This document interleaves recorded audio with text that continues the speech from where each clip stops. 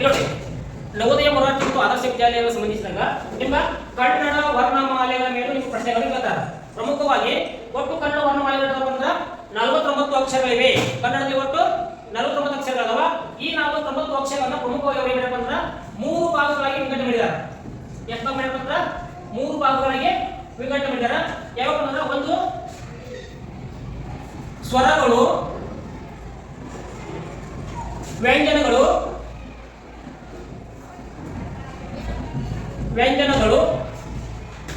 ಇನ್ನೊಂದು ಯೋಗವಾಹಗಳು. ಈ ರೀತಿಯಾಗಿ ಕನ್ನಡ ವರ್ಣಮಾಲೆಗಳನ್ನು ಪ್ರಮುಖವಾಗಿ 3 ಭಾಗಗಳಾಗಿ ಮಾಡಲಾಗಿದೆ. ಈ 3 ಭಾಗಗಳಾಗಿ ಯಾವ ರೀತಿ ಹಂಚಿಕೆ ಮಾಡಲಾಗಿದೆ? ಒಟ್ಟು ಸ್ವರಗಳ ಸಂಖ್ಯೆ ಅಂತ ಏನಪ್ಪ ಕನ್ನಡ ವರ್ಣಮಾಲೆಯಲ್ಲಿ 13 ಸ್ವರಗಳಿವೆ. 13 ಸ್ವರಗಳು. ವ್ಯಂಜನಗಳು ಏನಪ್ಪ 34 ವ್ಯಂಜನಗಳು. 13 ಸ್ವರಗಳು, 34 ವ್ಯಂಜನಗಳು, ಜೊತೆಗೆ 7 ಯೋಗವಾಹಗಳು. ಈ ರೀತಿಯಾಗಿ ಕನ್ನಡ ವರ್ಣಮಾಲೆಗಳನ್ನ ವರ್ಗೀಕರಣ ಮಾಡಿದ್ದಾರೆ. ಇದಾದ ನಂತರ ಮತ್ತೆ ಸ್ವರಗಳನ್ನು ಪ್ರಮುಖವಾಗಿ ಏನು ಮಾಡ್ಯಾರಪ್ಪ ಅಂದ್ರೆ 2 ಭಾಗಗಳನ್ನ ಮಾಡಿದ್ದಾರೆ. ಯಾವಪ್ಪ ಹ್ರಸ್ವ ಸ್ವರ ಮತ್ತು ದೀರ್ಘ ಸ್ವರ. ಹ್ರಸ್ವ ಸ್ವರ ಮತ್ತು ದೀರ್ಘ ಸ್ವರ ಅಂತ 2 ಭಾಗ ಮಾಡಿದ್ದಾರೆ. ನೋಡಿ, ಹ್ರಸ್ವ ಸ್ವರ, ಇನ್ನೊಂದು ದೀರ್ಘ ಸ್ವರ. ದೀರ್ಘ ಸ್ವರ ಅಂತ 2 ಭಾಗ ಮಾಡಿದ್ದಾರೆ. ನಂತರ ವ್ಯಂಜನಗಳನ್ನು ಪ್ರಮುಖವಾಗಿ ಅವರು ಏನು ಮಾಡ್ತಾರೆ ಅಂತಂದ್ರೆ ವ್ಯಂಜನಗಳನ್ನು ಪ್ರಮುಖವಾಗಿ 2 ಭಾಗ ಮಾಡಿದ್ದಾರೆ. ಯಾವಪ್ಪ ಅಂತಂದ್ರೆ ಒಂದು ವರ್ಗೀಯ ವ್ಯಂಜನ,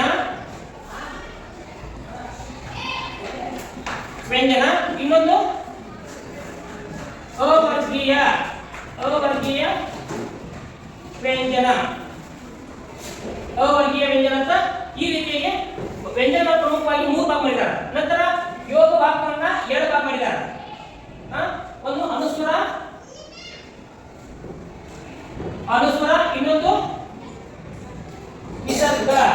ಈ ರೀತಿಯಾಗಿ ಕನ್ನಡ ವರ್ಣಮಾಲೆಗಳನ್ನ ವರ್ಗೀಕರಣ ಮಾಡ್ಕೊಂಡು ಬಂದಿದ್ದಾರೆ.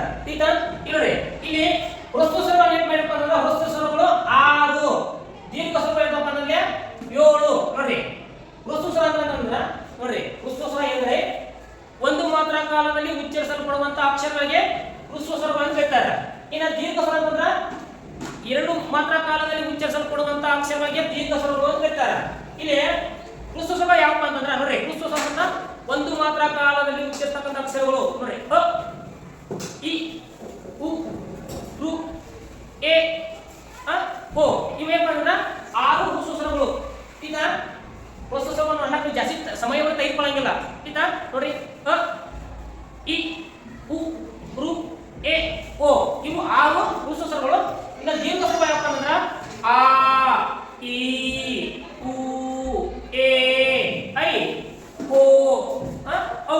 ಇವು 7 ದೀರ್ಘ ಸ್ವರಗಳು. ಅರ್ಥ ಆಯ್ತಾ?